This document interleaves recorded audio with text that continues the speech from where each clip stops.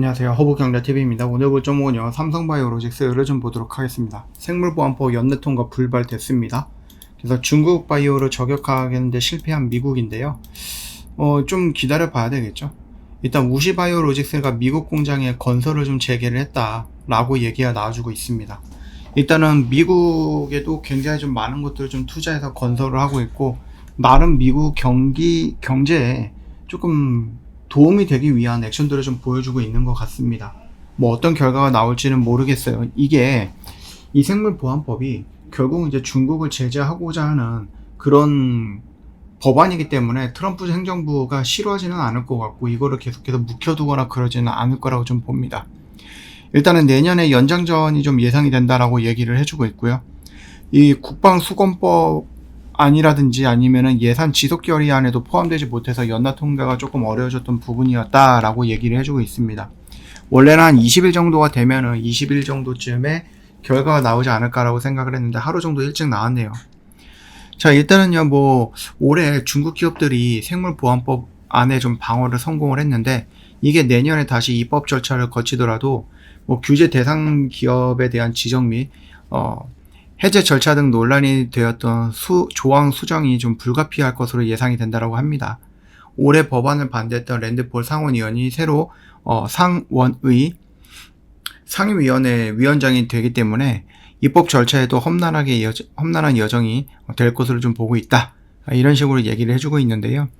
일단 매사추세츠주의 뭐 언론은 올해 우시바이오로직스가 중단했던 공장 한 3억 달러 정도의 바이오 의약품 생산 공장이거든요. 이거를 좀 재개를 했다라고 얘기를 해주고 있네요. 물론 이것도 당연히 뭐 미국에서 세금을 좀 받아서 진행을 해주고 있는 건데, 참 미국도 대통령이 가자 한다고 해서 막 따라가는 그런 나라는 아닌 것 같아요. 그쵸? 그렇기 때문에 우리한테는 뭐 칩스법이라든지 아니면 IRA라든지 이런 것들 폐지한다라고 했을 때 그걸 안 따라가면은 우리한테 또 좋은 건데, 이 생물보안법 지금 중국을 견제하자라고 해갖고 으쌰으쌰 갔는데 그것도 안 따라가는 것도 참 우리한테는 좀 안 좋은 거죠. 그러니까 좋은 것도 있고 나쁜 것도 있고 뭐 그렇다라고 좀 보시면 됩니다. 일단 삼성바이오로직스 같은 경우도 생물보안법이 통과가 안 되었다라는 부분에 대한 실망감도 있기는 하겠지만, 그것보다 더 큰 거는 뭐예요? 결국 시장의 하락이었다라고 보시면 될 것 같아요.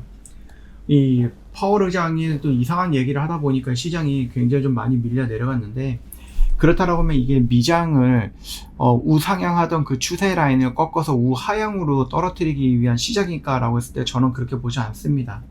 단기적인 조정을 거치고 미장은 다시 움직일 건데, 이번에 이제 FOMC 뭐 결과를 발표하면서 인터뷰하기 전에 다른 인터뷰를 했었던 적이 있거든요.